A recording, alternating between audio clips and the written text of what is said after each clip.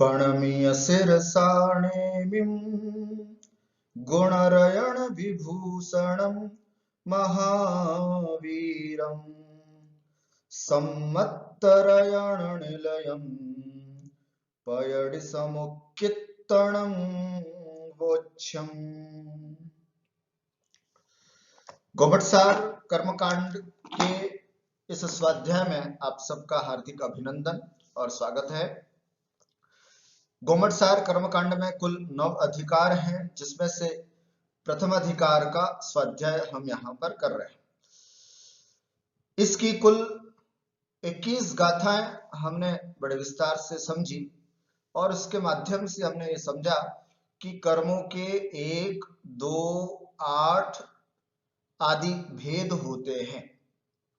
एक भेद सामान्य की अपेक्षा से, 2 भेद द्रव्य कर्म और भाव कर्म की अपेक्षा से, 8 कर्म द्रव्य कर्म के जो ज्ञानावरण आदि भेद हैं उसकी अपेक्षा से।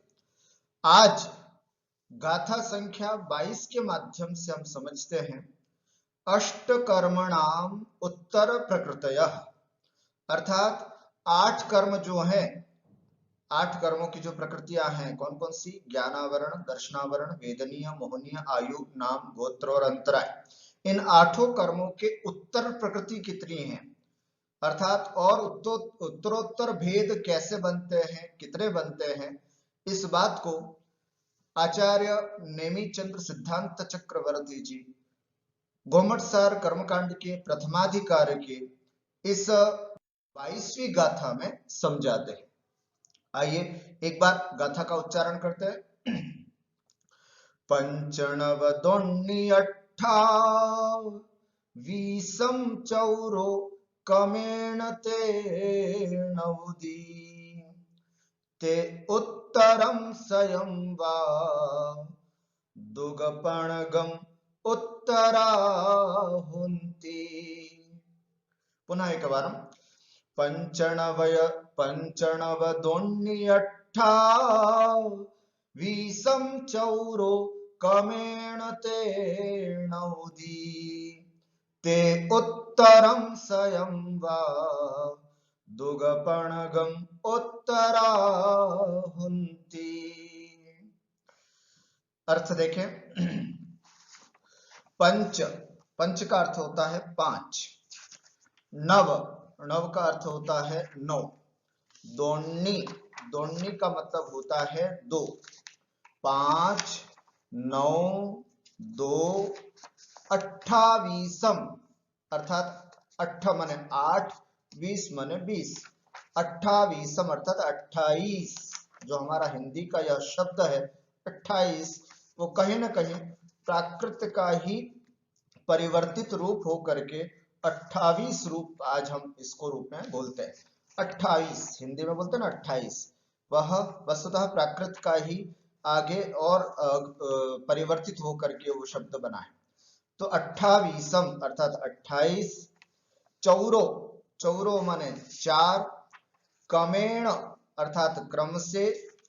ते नवुदी है ना, अर्थात क्रम से, इस प्रकार से ये ते नवुदी। अब यहां पर ते नवुदी का अर्थ क्या होता है? ते माने 3, नवुदी, नवुदी का मतलब होता है 90। 90 का अर्थ होता है 90। ते नवुदी 93। ते माने 3, नवुदी माने 90। ते नवुदी अर्थात 3 और 90, 93। ते उत्तरम सयम, ते माने 3, उत्तरम माने अधिक, सयम माने 100। 100 है ना, 100 में 3 अधिक अर्थात 103। वा अथवा दुग 2, पणगम 5, उत्तराहुन्ति अर्थात उत्तर प्रकृतियां होती हैं। फिर से देखिए। पंच 5, नव 9, दोन्नी 2, 28 28, चौरो 4, कमेण क्रम से। कौन से क्रम से? ज्ञानावरण, दर्शनावरण, वेदनीय, मोहनीय, आयु, नाम, गोत्र, अंतराय, इस क्रम से यदि हमको लगाएंगे तो ये क्रम से है। ते नवदी, 3 और नवति अर्थात 90, 93 व अथवा ते उत्तरम सयम, 3 अधिक शतम 100 अर्थात 103, दुग 2, पणगम 5, उत्तरा हुंती अर्थात उत्तर प्रकृतियां होती हैं। ठीक हो गया।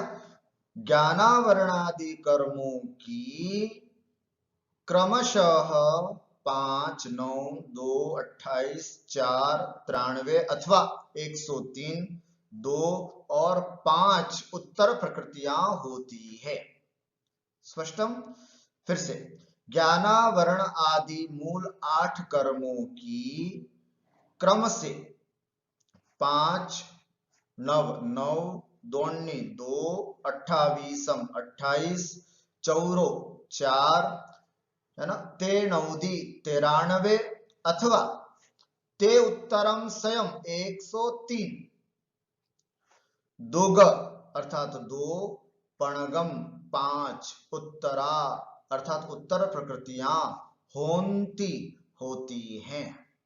ज्ञानावरणादि 8 कर्मों की क्रमशः ये उत्तर प्रकृतियां होती हैं। ज्ञानावरणादि मूल प्रकृतियां हैं और उनकी उत्तर प्रकृतियां अगर और विस्तार से देखते हैं तो कुल 148 उत्तर प्रकृतियां होती हैं। इन सब का अगर टोटल करते हैं तो 148, 148 उत्तर प्रकृतियां बताई गई हैं। एक बार यहां पर देखें, ज्ञानावरण की 5, दर्शनावरण की 9, वेदनीय की 2 प्रकृतियां, मोहनीय कर्म की 28 प्रकृतियां होती हैं, आयु कर्म की 4 प्रकृतियां, नाम कर्म की है ना 93 भी होती है, ते उत्तरम स्वयं 103 भी होती है और अगर और 42 भी होती है ना। पिंड रूप से, जो पिंड रूप से पूछ रहे थे ना एक बार पहले सिद्धार्थ, उसको जवाब है। आप पिंड रूप से देखें तो 42, विस्तार से देखें तो 93 और विस्तार से देखें तो 103। कैसे होती है वो सब अपन यहाँ विस्तार से समझेंगे। नाम कर्म की 93, 103 और 42 का इसमें उल्लेख नहीं किया है यद्यपि इस कारिका में, किंतु आचार्य उमा स्वामी जी ने अपने तत्वार्थ सूत्र जी में किया, इसलिए मैंने यहाँ पर उसका भी उल्लेख आपके सामने प्रस्तुत किया। और गोत्र कर्म की 2 दुग और अंतराय कर्म की पणगम अर्थात 5। कुल ये इन सब का अगर टोटल करते हैं, इसमें 93 ही जोड़ेंगे तो ये टोटल 148 प्रकृतियां, उत्तर प्रकृतियां होती हैं। ठीक है। यदि हम आचार्य उमा स्वामी विरचित तत्वार्थ सूत्र की ओर दृष्टिपात करते हैं तो उसके 8वें अध्याय में 4था सूत्र आया है, वो यही है, आद्यो ज्ञान दर्शनावरण वेदनीय मोहनीय आयुर्नाम गोत्रांतराया।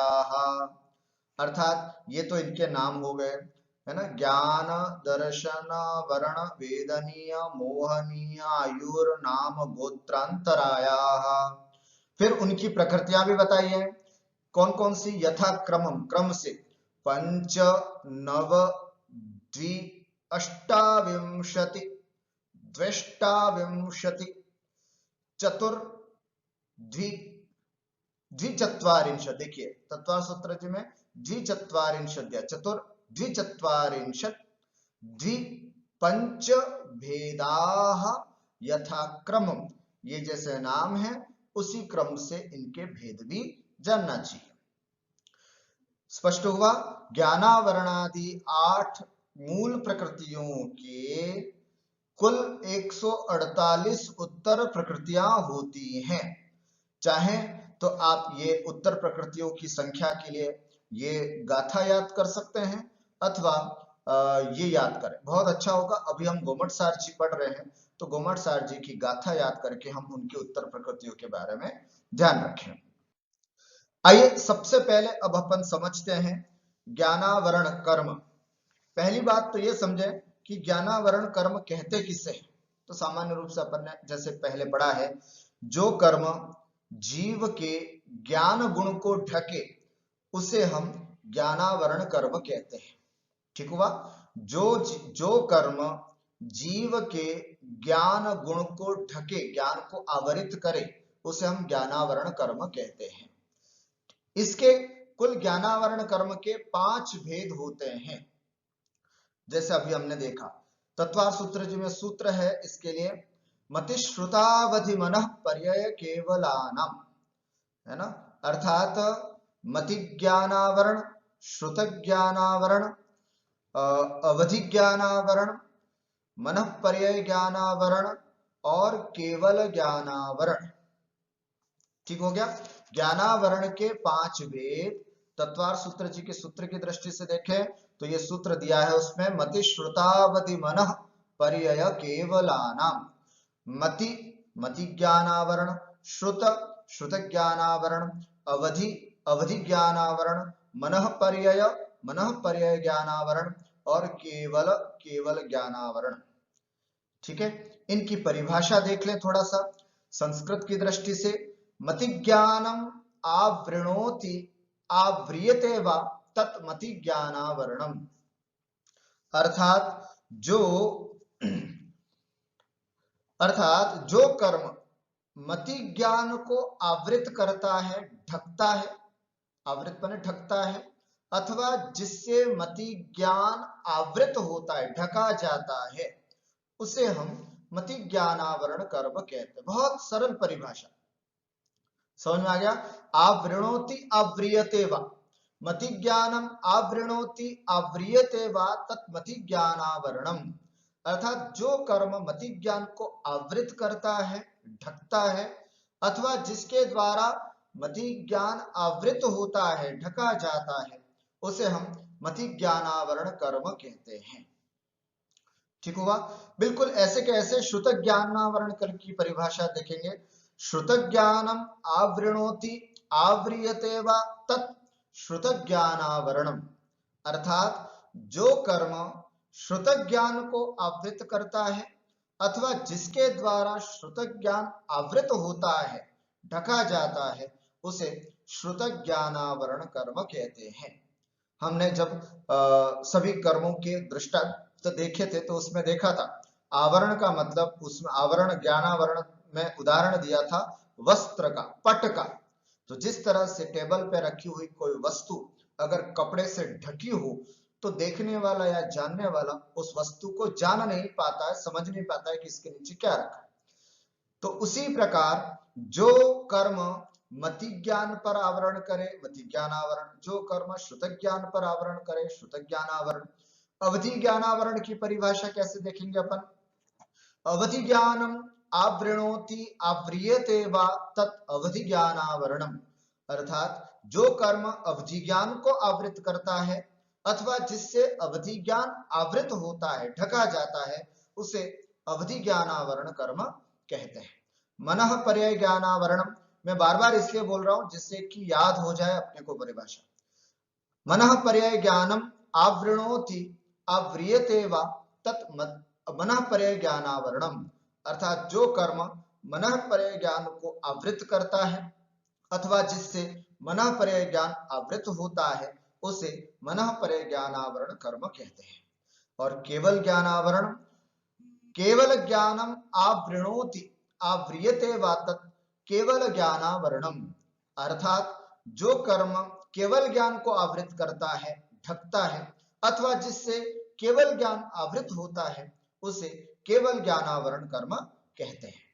इस प्रकार से यहाँ हमने इन ज्ञानावरण कर्म के इन 5 भेदों को बड़े विस्तार से, मतलब उनके नामों को अच्छी तरह से देखा, उनकी परिभाषाओं को यहाँ पर समझा।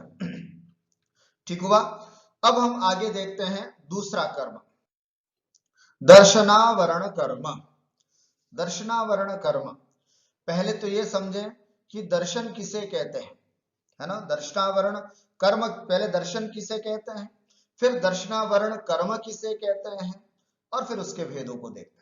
तो दर्शन किसे कहते हैं, ज्ञान से पूर्व होने वाला सामान्य अवलोकन, सामान्य प्रतिभास को हम दर्शन कहते हैं।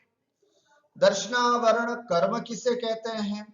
तो कह सकते हैं जिस कर्म के उदय से ज्ञान जीव को ज्ञान से पूर्व जो सामान्य प्रतिभास है या सामान्य अवलोकन है वो नहीं हो सकता है, उस कर्म को दर्शनावरण कर्म कहते हैं।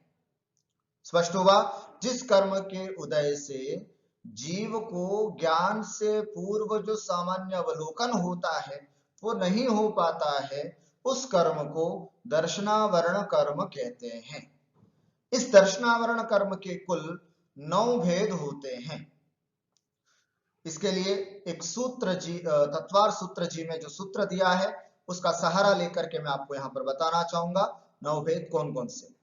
चक्षुरवधि केवलानाम निद्रा निद्रा निद्रा प्रचला प्रचला प्रचला स्त्यान ग्रद्धयश्च। इस सूत्र से आचार्य उमा स्वामी जी ने दर्शनावरण कर्म के कुल 9 भेद यहां पर अपने को गिनाए। क्रमशः देखते हम। चक्षु चक्षु दर्शनावरण, अचक्षु अचक्षु दर्शनावरण, अवधि अवधि दर्शनावरण, केवल केवल दर्शनावरण। ठीक हो गया? ये तो कुल चक्षुर आदि जो 4 भेद थे वो हो गए। अब निद्रा आदि के 5 भेद हैं, उनको भी देखते हैं।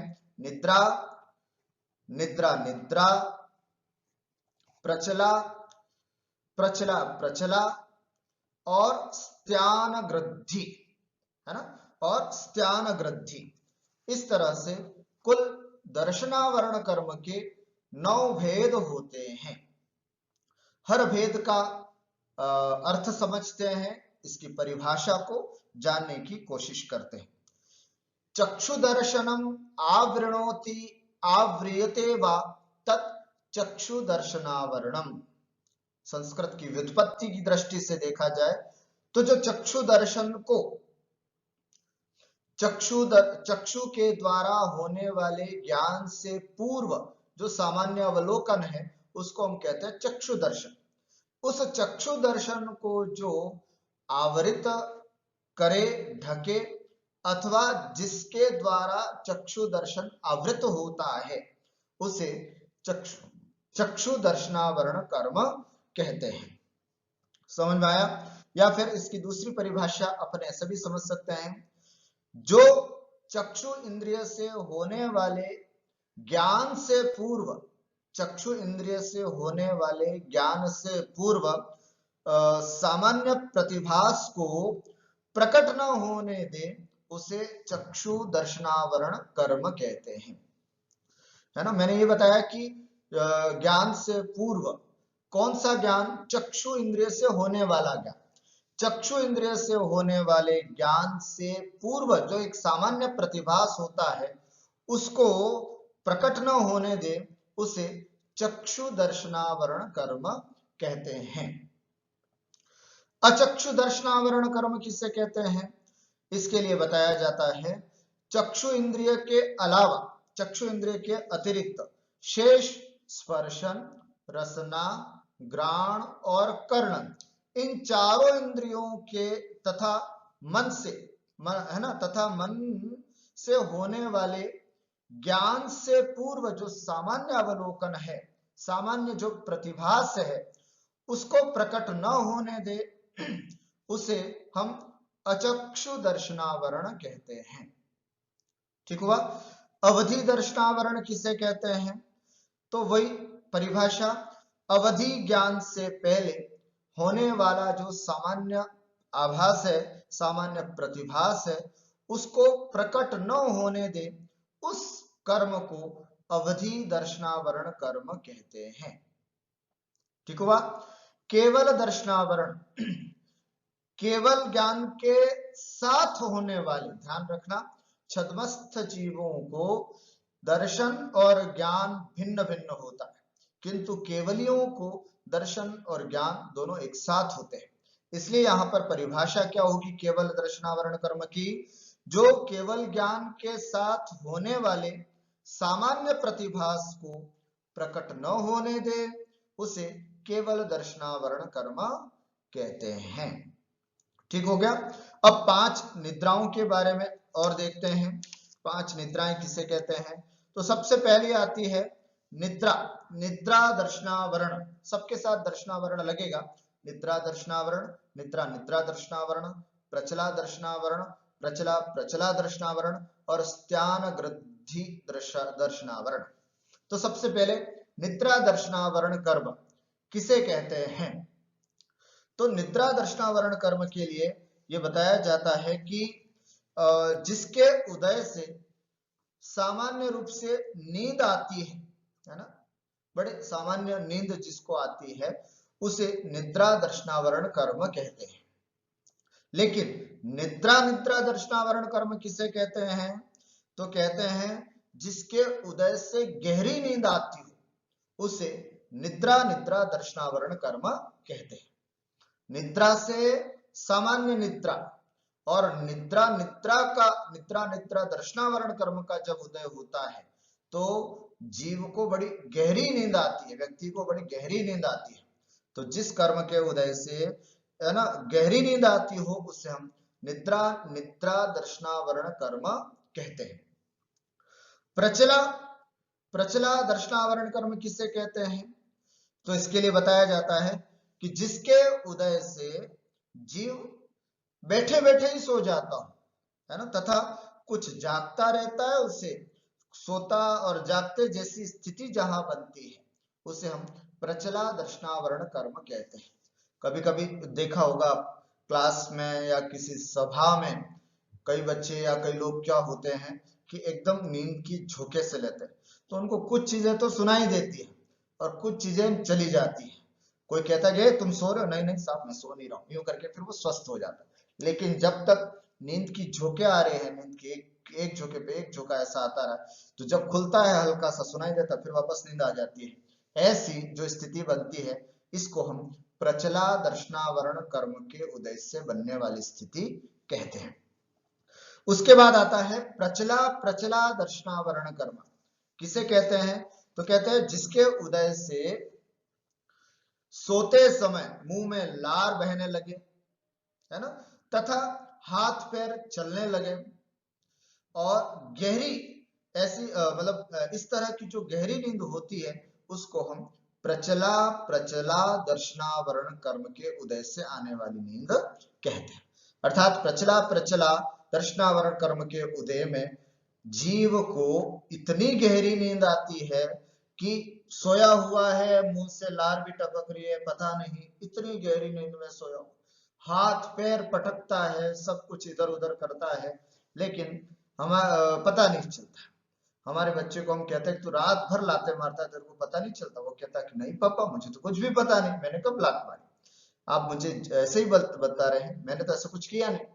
तो हम समझ जाते हैं कि यह प्रचला प्रचला दर्शनावरण कर्म के उदय में गहरी नींद में सो रहा था, जिसमें इसके हाथ पैर चलते हैं, हाँ, और मुंह से लार आदि निकलती है। तो ऐसी स्थिति जो बनती है वो प्रचला प्रचला के उदय से बनती है। और इससे भी ज्यादा खतरनाक जो नींद होती है वो होती है स्त्यान ग्रद्धि। स्त्यान ग्रद्धि में क्या होता है? तो कहते हैं कि जिसके उदय से जीव सोते समय भयंकर कार्य कर ले और जागने पर याद ही नहीं रहे कि उसने क्या किया, ऐसी जो नींद होती है उसे स्त्यान ग्रद्धि दर्शनावरण कर्म कहते हैं। ऐसे नींद के उदय में जीव रात को उठ करके कहां से कहां चला जाता है और कहीं का कहीं कुछ काम करके आ जाता है, और जब उसको सुबह पूछा जाए कि तूने ये सब क्या किया, तो उसने कहा पता नहीं मुझे, तो मैंने कुछ नहीं किया। इस तरह से अर्थात नींद में चलने की आदत हो, नींद में एक स्थान से दूसरे स्थान पर जो गमन करने की आदत हो, कहां से कहां पहुंच जाए, ऐसी जो नींद भयंकर वाली नींद होती है वो स्त्यान ग्रद्धि कर्म के उदय से होती है। इस प्रकार से ये दर्शनावरण कर्म के कुल 9 जो उत्तर भेद हैं उसको हमने यहां विस्तार से समझा। कहते हैं इन 5 निद्राओं से, है ना, इन 4 प्रकार के दर्शनावरण जो है चक्षु दर्शनावरण, अचक्षु दर्शनावरण, अवधि दर्शनावरण और केवल दर्शनावरण, इनसे तो दर्शन गुण का घात होता ही है, साथ में इन 5 निद्राओं से भी आत्मा के दर्शन गुण का घात होता है। इसलिए इसको भी दर्शनावरण कर्म के भेदों में संग्रहित किया है। ठीक हुआ। इस तरह से ये कुल हमने दर्शनावरण कर्म के 9 भेदों को विस्तार से देखा। तीसरा जो कर्म है वो है वेदनीय कर्म। वेदनीय कर्म पहले कहते किसे हैं उसको समझें और फिर उसके भेदों को समझें। वेदनीय कर्म किसे कहते हैं तो कहा जाता है कि जिसके उदय से यह जीव सुख दुख का वेदन करता है, अनुभवन करता है, उसे हम वेदनीय कर्म कहते हैं। पिछली कक्षा में हमने पढ़ा था वेद्यते इति वेदनीयम, है ना, जो इस जीव को वेदन कराए, अनुभवन कराए, किस चीज का, सुख और दुख का। तो जो कर्म इस जीव को सुख दुख का वेदन कराता है, ज्ञान कराता है, उसे वेदनीय कर्म कहते हैं। अथवा इसकी दूसरी परिभाषा हम ऐसे भी जान सकते हैं कि जो कर्म, है ना, आत्मा के अव्याबाद गुण का घात करे, जो कर्म आत्मा के अव्याबाद गुण का घात करे, उसे हम वेदनीय कर्म कहते हैं। इस कर्म के नाश करने पर यह जीव अव्याबाधत्व नाम का गुण प्राप्त करता है। इस वेदनीय कर्म के कितने भेद हैं? 2। आचार्य उमा स्वामी जी ने इसके लिए एक सूत्र कहा, सदसत वेद्ये। सदसत वेद्ये अर्थात साता वेदनीय और असाता वेदनीय। वेदनीय कर्म के ये 2 रूप होते हैं, साता वेदनीय और असाता वेदनीय। कैसे? तो कहते हैं जिसके उदय से यह जीव प्राप्त जो भी सामग्री हो, उस सामग्री में सुख का वेदन करे, उसे हम साता वेदनीय कहते हैं। फिर से समझना, जिस कर्म के उदय से यह जीव प्राप्त सामग्री में सुख का अनुभव करे, उसे हम साता वेदनीय कर्म कहते हैं। और जिस कर्म के उदय से यह जीव प्राप्त सामग्री में असाता अर्थात दुख का अनुभवन करे, दुख का वेदन करे, उसे हम असाता वेदनीय कर्म कहते हैं। ठीक हुआ। कर्म के उदय से ही प्राप्त सामग्री में सुख और दुख का अनुभवन होता है। तो इस तरह से अगर सुख रूप अनुभवन होता है तो साता वेदनीय, और दुख रूप अनुभवन होता है तो असाता वेदनीय कर्म कहते हैं। अब आगे देखते हैं मोहनीय कर्म। मोहनीय कर्म, सबसे पहले मोहनीय कर्म कहते किसे हैं और उसके बाद मोहनीय कर्म के कुल कितने भेद प्रभेद होते हैं, इसको भी समझते हैं। सामान्य रूप से परिभाषा है, जो कर्म आत्मा के सम्यक्त्व और चारित्र गुण का अथवा सम्यक्त्व गुण का और सुख गुण का घात करे, उसे हम मोहनीय कर्म कहते हैं। अथवा जिसके उदय से यह जीव अपने आत्म स्वरूप को भूल करके पर पदार्थों में ही अहंकार और ममकार करने लगता है कि ये तो मैं हूं, मैं काला हूं, मैं गोरा हूं, मैं ठिंगना हूं, मैं सुंदर हूं, मैं मूर्ख हूं। इस तरह से अहंकार और ममकार का मतलब घर मेरा, है ना, मकान मेरा, गाड़ी मेरी, इस तरह का ममकार। तो जिस कर्म के उदय से जीव अपने स्वरूप को भूल करके पर पदार्थों में अहंकार और ममकार का भाव करने लगता है, उस कर्म को मोहनीय कर्म कहते हैं। है ना, अपन ने इसकी परिभाषा पढ़ी थी, उस समय इसकी व्युत्पत्ति भी दिखी थी। मुह्यते इति मोहनीयम, जो कर्म आत्मा को मोहित करे, अपना स्वरूप भुला दे, उसे मोहनीय कर्म।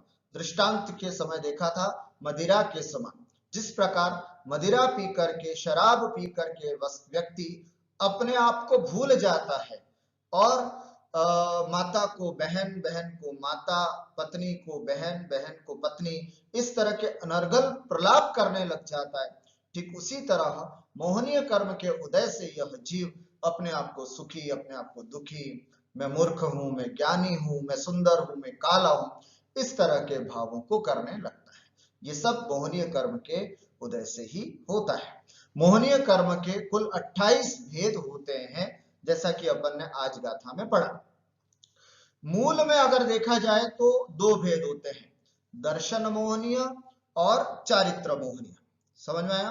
दर्शन मोहनीय और चारित्र मोहनीय। जो कर्म दर्शन गुण का घात करे, है ना, सम्यक्त्व गुण का घात करे, उसे हम दर्शन मोहनीय कर्म कहते हैं। और जो जीव चारित्र गुण का घात करे, उसे हम चारित्र मोहनीय कर्म कहते हैं। दर्शन मोहनीय के तीन भेद, सबसे पहले, है ना, दर्शन मोहनीय के तीन भेद होते हैं, मिथ्यात्व, सम्यक मिथ्यात्व और सम्यक्त प्रकृति। मिथ्यात्व, सम्यक मिथ्यात्व और सम्यक्त्व प्रकृति।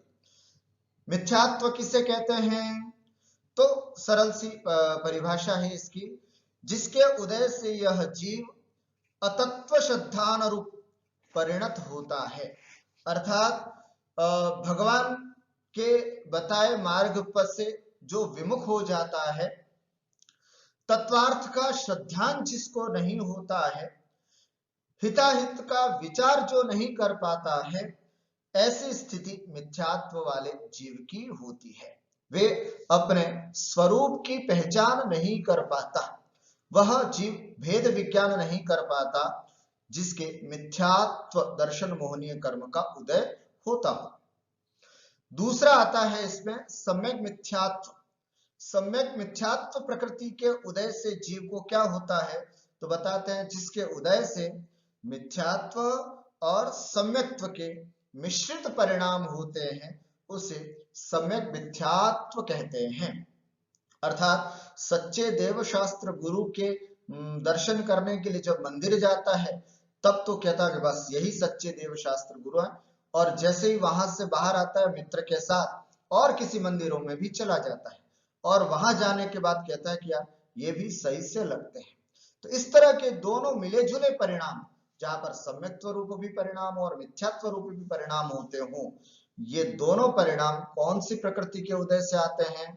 तो कहते हैं दर्शन मोहनीय की सम्यक मिथ्यात्व प्रकृति के उदय से इस स्थिति बनती है।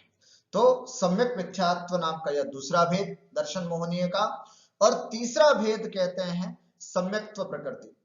सम्यक्त्व प्रकृति किसे कहते हैं? तो उसका लक्षण बताते हुए आचार्य ने कहा है कि जिसके उदय से क्षायोपशमिक सम्यक दर्शन में चल मल और अघाड़ दोष लगते हैं, उसे सम्यक्त्व प्रकृति कहते हैं। दर्शन मोहनीय की सम्यक प्रकृति का लक्षण बताया हमने, किसे? जिसके उदय से यह जीव क्षायोपशमिक सम्यक्त्व में चल मलिन और अघाड़ दोष लगाते हैं, है ना, लगते हो, उस प्रकृति को हम सम्यक्त्व प्रकृति कहते हैं। क्या होता है चल मल और अघाड़? तो इसके लिए कहा जाता है चल। चल का मतलब होता है कि इस तरह का भाव करना कि वैसे तो सभी तीर्थंकरों में समान शक्ति और समान वो गुण होते हैं, लेकिन फिर भी ये धारणा रखना कि नहीं साहब, शांतिनाथ भगवान शांति करने वाले हैं और पार्श्वनाथ भगवान जो है वो रक्षा करने वाले हैं। इस तरह की मन में धारणा रखना, इस तरह के भाव रखना, ये चल दोष कहलाता है, और ये स्थिति सम्यक्त्व प्रकृति के उदय से बनती है। मल, मल कहलाते हैं मलिनता, है ना, चल मल अगाड़। मल जो मल अर्थात मलिनता, सम्यक दर्शन में मलिनता उत्पन्न कर दे, ऐसे 25 दोष होते हैं। 25 दोषों से सहित जो सम्यक्त्व होता है, मल सहित जो सम्यक्त्व होता है, वो सम्यक्त्व प्रकृति के उसमें उदय से होता है, मल दोष कहलाता है। और अघाड़ दोष के लिए कहा जाता है कि अपने द्वारा बनाए गए या अपने द्वारा स्थापित की गई प्रतिमा या मंदिर में, यह मंदिर मेरा है, ये प्रतिमा हमारे बड़े हमारे पूर्वजों ने स्थापित की है, पता है, इस तरह का जो भाव होता है वो अघाड़ दोष लगाने वाला होता है।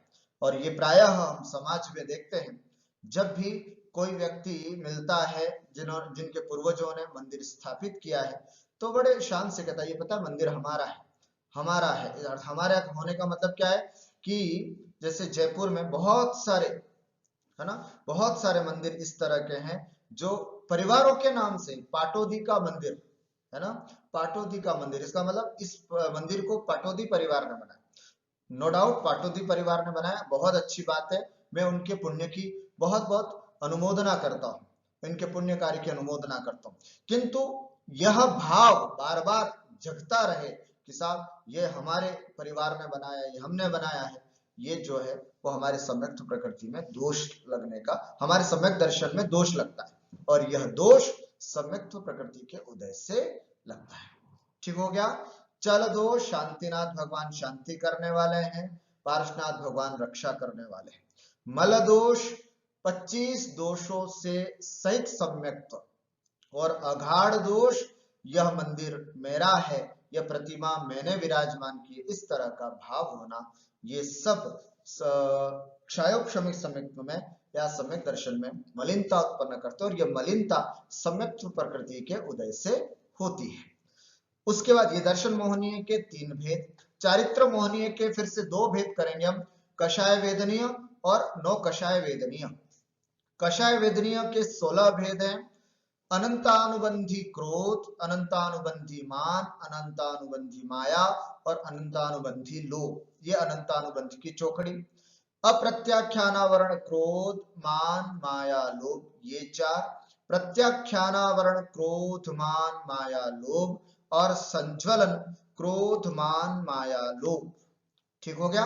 अनंतानुबंधी किसे कहते हैं? तो सामान्य से इसका लक्षण है कि जो कषाय सम्यक्त्व को घातती है तथा अनंत मिथ्यात्व के साथ जिसका अनुबंध अर्थात संबंध हो, उसे अनंतानुबंधी कहते हैं। इसके क्रोध, मान, माया और लोभ, ये 4 भेद जानना चाहिए। अर्थात ये हमारे सम्यक्त्व गुण का भी घात करती है और अनंत मिथ्यात्व के साथ भी इसका अनुबंध अर्थात संबंध होता है, अतः इसको अनंतानुबंधी कषाय कहते हैं। अप्रत्याख्यानावरण कषाय किसे कहते हैं?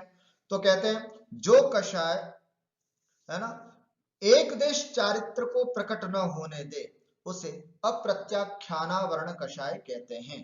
इसके भी 4 भेद होते हैं, अप्रत्याख्यानावरण क्रोध, मान, माया और लोभ। प्रत्याख्यानावरण कषाय किसे कहते हैं?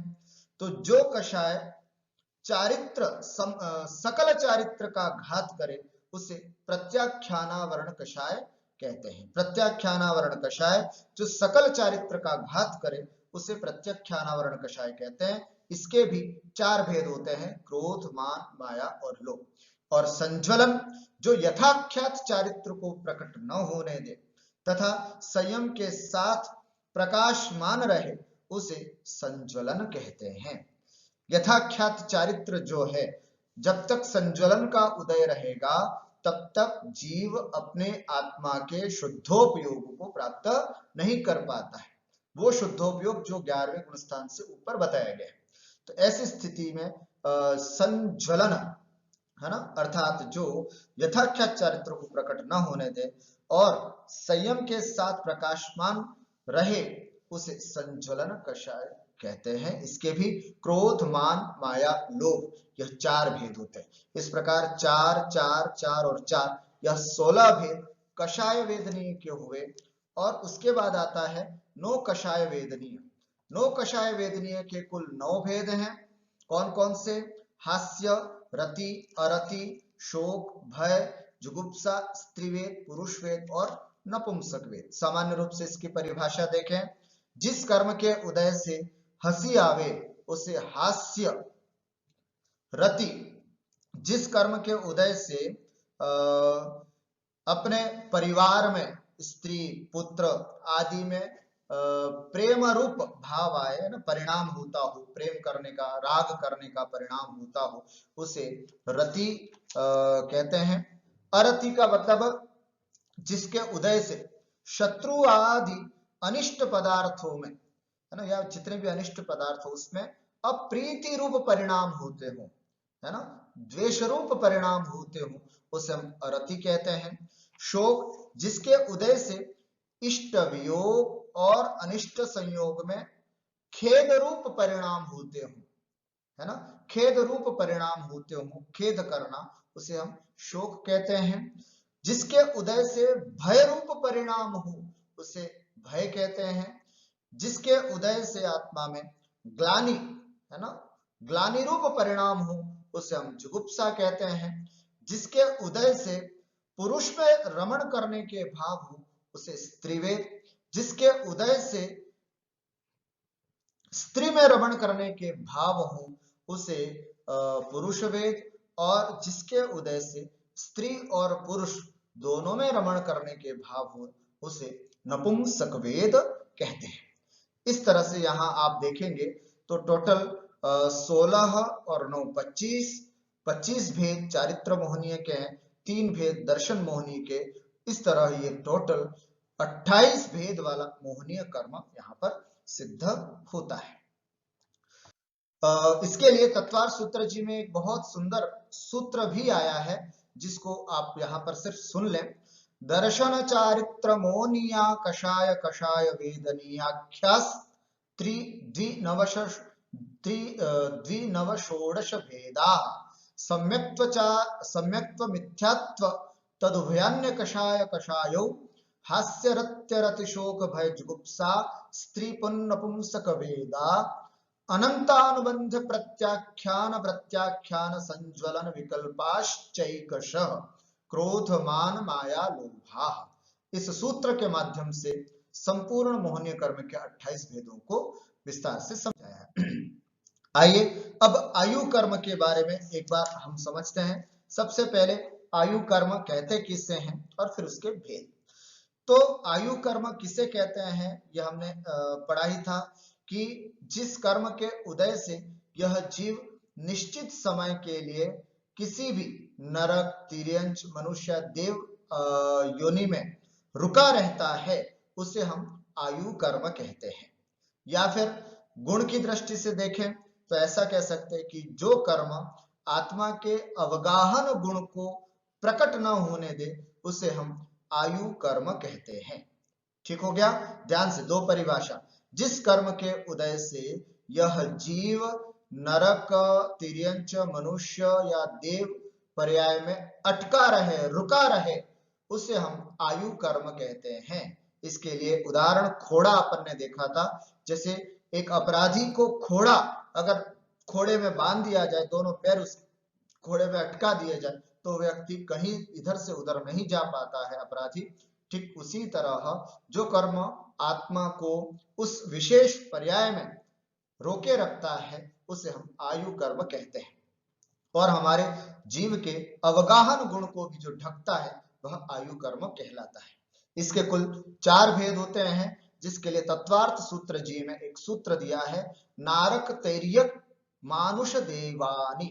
नारक तैर्यक मानुष देवानी सरल है। 4 भेद, नरकायु, तिर्यगायु, मनुष्यायु और देवायु। नरकायु किसे कहते हैं? जिसके उदय से यह जीव नारकी के शरीर में रुका रहे उसे नरकायु कहते हैं। जिसके उदय से यह जीव तिर्यंच पर्याय में रुका रहे, तिर्यंच के शरीर में रुका रहे उसे तिर्यंचायु, तिर्यगायु भी बोल सकते हैं। जिसके उदय से यह जीव मनुष्य पर्याय में या मनुष्य के शरीर में रुका रहे उसे हम मनुष्यायु कहते हैं। और जिसके उदय से यह जीव देव पर्याय में अथवा देव के शरीर में रुका रहे उसे हम देवायु कहते हैं। इस तरह से आज अपन केवल 5 कर्मों के उत्तर भेदों को हम विस्तार से समझे। इसके अलावा नाम, गोत्र और अंतराय 3 कर्मों के जो उत्तर भेद, उत्तर प्रकृतियां हैं उसको हम अगली कक्षा में देखेंगे। आज इतना ही, शेष अगली कक्षा में विस्तार से और हम देखेंगे। तब तक के लिए आप सबको बहुत बहुत धन्यवाद। बने रहिएगा इसी तरह स्वाध्याय के क्रम में। जय जिनेंद्र।